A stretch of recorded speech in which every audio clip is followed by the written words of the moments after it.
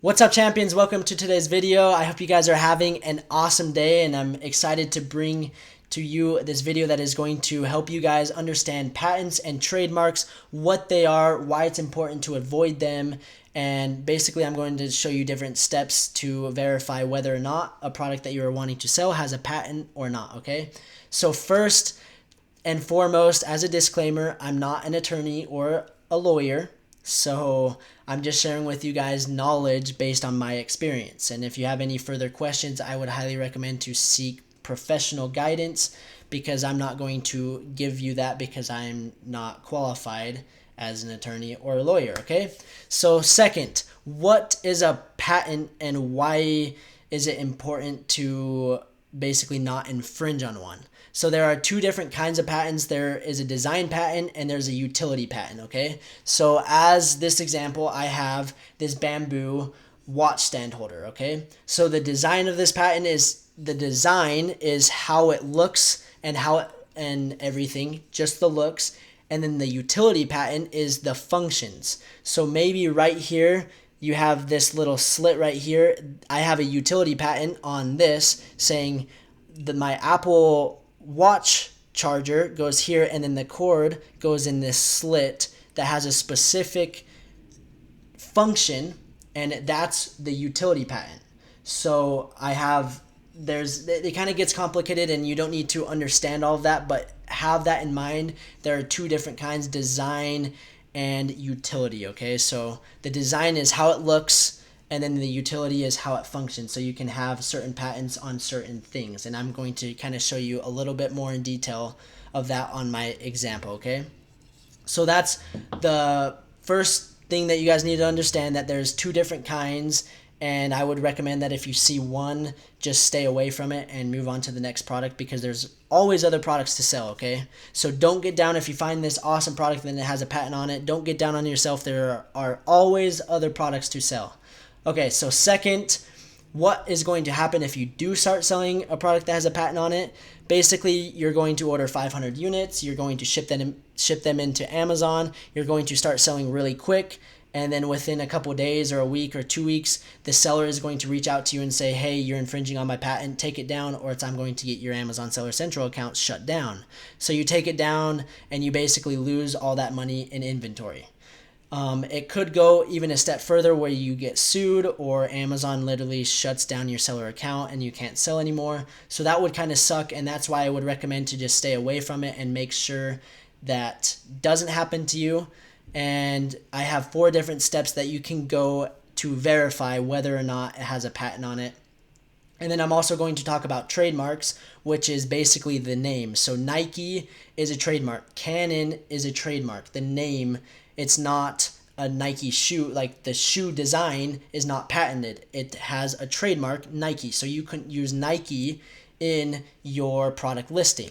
So that's where you want to be careful when you are listing products. You don't want to be using the trademarks that they have registered as well. So those are 2 things that you need to keep in mind, is patents and trademarks. So first, what you need to do is, if you find a product, just go and check on Amazon, because it might just display clearly that it has a patent on it, okay? So right here, the drop stop, the original patented car seat gap filler, it clearly displays it has a patent on it, okay? Now I don't know what the patent is on, or whether it's a utility or a design patent, but I do know that they have some kind of patent on this product. So if I was looking to sell something similar, I would just want to stay away from that.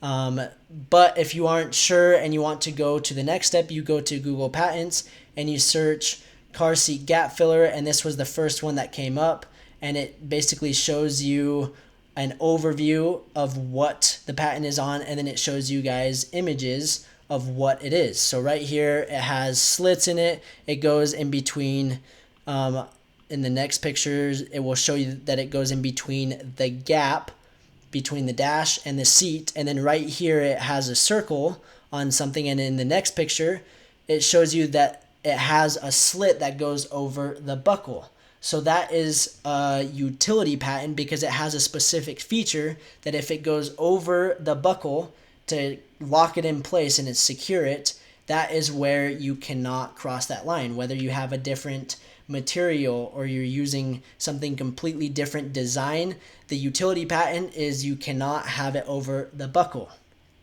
Okay, so that's something that you just need to look at, read, and kind of get a feel for it. And obviously, right from the get-go, just from this picture and this picture, it shows that it goes in between the gap of your car. Just stay away from it, and then you don't have to go to the next step. But if you want to go to the next step, you can look for the trademark. So it might have a trademark, and let's say there wasn't a patent on it, but you want to sell something similar. You obviously don't want to infringe on a trademark either. So you're going to go to the United States Patent and Trademark Office, and then you're going to go right here, and you're going to hit searching for trademarks, and then you're going to go down here, trademark electronic search system. Whoops, I clicked on the wrong button. Search trademarks right here. Are you serious? It is down. The service is unavailable, guys. That sucks.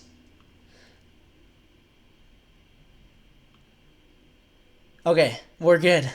Right here, we're going to hit basic word mark search, and we're going to basically search for the trademark. So on this product, Drop Stop, that's the name of the company. We're going to search right here and just search it, and then it's going to show us whether it's live or whether it's dead.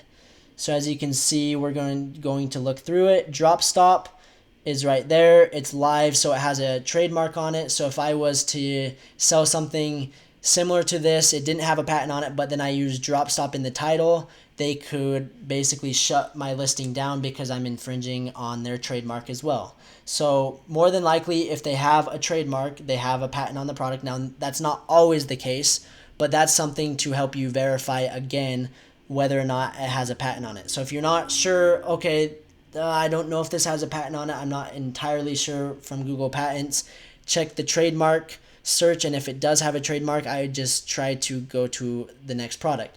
But what you can also do is just hire someone. Go to Fiverr.com, and you can literally search for patent search. And a bunch of these different things come up where it says, I will do a super detailed patent search, I will perform a patent search, I will draft, search, and file a patent, and it will do everything for you. So you can basically get a patent search for you for $15.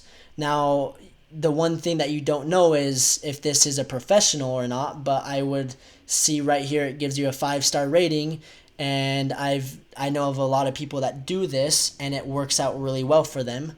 But this is a cheaper route than going to a professional, for example, an attorney or a lawyer. So you can go on Fiverr and literally hire someone to search it for you and double check, okay? So right here it says I will do Amazon patent search. It's $40.